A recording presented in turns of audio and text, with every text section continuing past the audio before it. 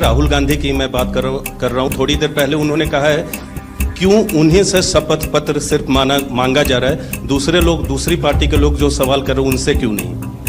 Voter ज्यादा और 18 साल उम्र के लोग कम, और 5 बजे के बाद बहुत लोग वोट दिया।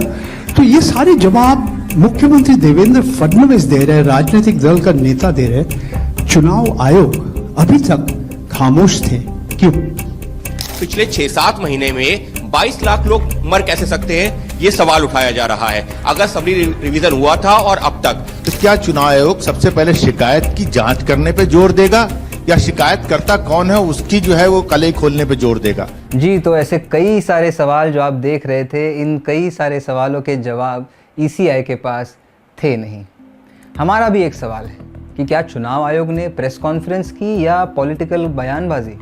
ये सीना जोरी हमें कहां तक लेके जाएगी? 40 साल से मैं इस देश के चुनाव आयोग को देख रहा हूं, उसके बयानों को पढ़ रहा हूं। ऐसी शर्मनाक प्रेस कॉन्फ्रेंस कम से कम मुझे तो कोई याद नहीं। योगेंद्र यादव इस प्रेस कॉन्फ्रेंस को शर्मनाक कह रहे हैं, तो अंग्रेजी के पत्रकार इसे लेम कह रहे हैं।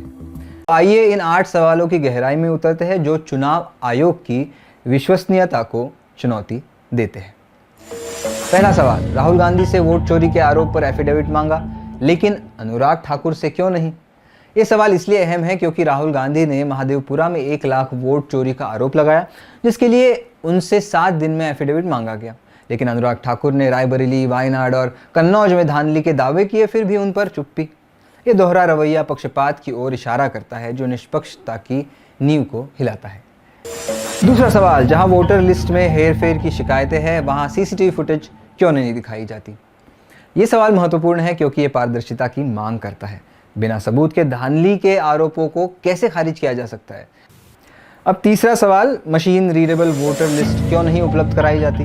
ये सवाल इसलिए क्रिटिकल है क्योंकि मशीन रीडेबल फॉर्मेट से वोटर लिस्ट का विश्लेषण आसान होता है। डुप्लीकेट्स, डिलीशंस की जांच हो सकती है। जब ईसीआई से सेकेंड वर्जन से बदल देते हैं तो जांच मुश्किल हो जाती है। जैसे बिहार में डिजिटल लिस्ट हटाकर असंगतियों को छुपाने की कोशिश की गई, ऐसा आरोप हो रहा है। Initially, when the draft electoral rolls were uploaded on the website, these were machine readable and searchable as well.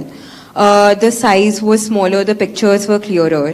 But soon after Rahul Gandhi's press conference, the rolls were updated and they were changed into non-machine readable, non-searchable, low quality pictures. So was that because a lot of searches were being conducted in these rolls?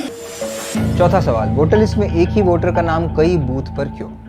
ये सवाल इसलिए अहम है क्योंकि राहुल गांधी ने दिखाया कि एक वोटर का नाम कई बूथ पर है, जो धांधली की संभावना बढ़ाता है। ईसीआई ने कहा कि एक वोटर एक बार ही वोट दे सकता है, लेकिन असल सवाल नाम क्यों दोहराया गया ये था।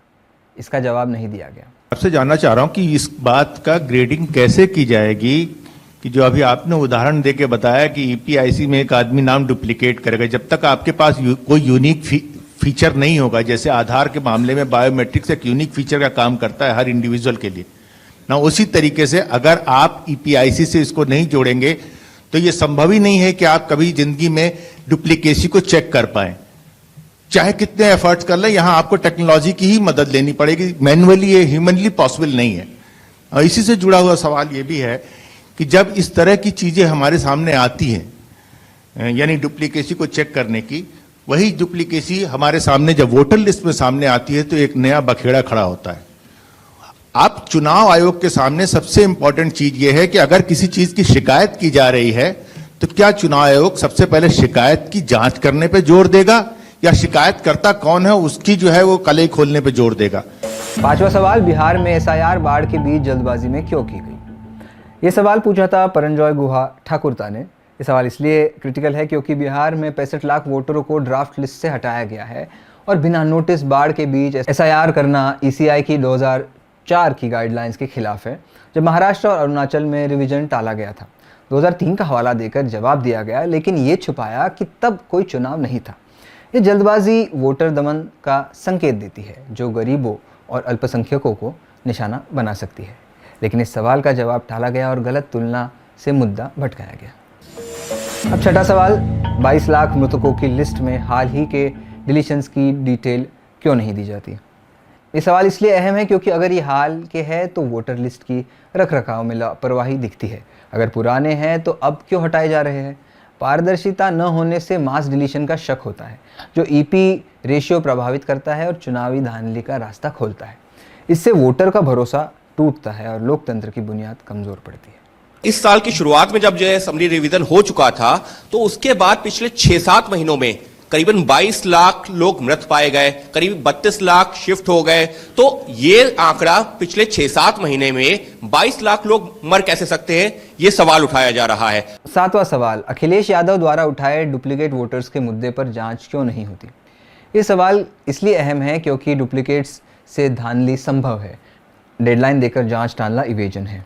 एसआईआर से पहले पार्टियों से सलाह न लेना प्रक्रिया की वैधता पर सवाल उठाता है, इससे चुनावी प्रक्रिया की निष्पक्षता प्रभावित होती है।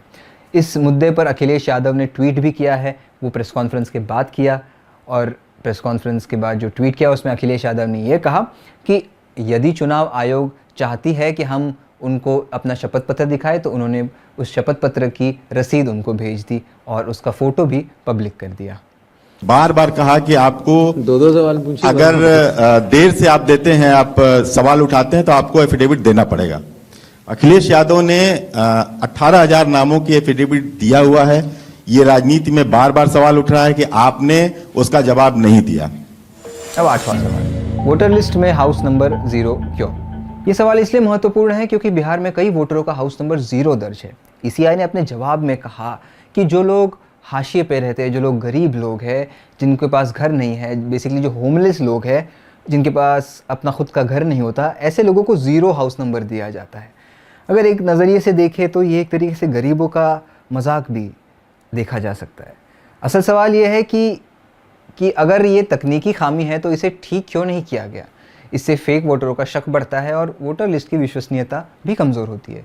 लेकिन इस सवाल का जवाब टाला गया और भावनात्मक दलील देकर मुद्दा भटकाया गया। तो दोस्तों, ये 8 सवाल दिखाते हैं कि चुनाव आयोग जवाब कम बहाने ज़्यादा दे रहा है। मुझे यकीन है कि दर्शक इन 8 मुद्दों से उठकर भी पूरी प्रेस कॉन्फ्रेंस से कई ऐसे सवाल खड़े करेंगे जो उन्हें ये प्रेस कॉन्फ्रेंस देखकर आए होंगे।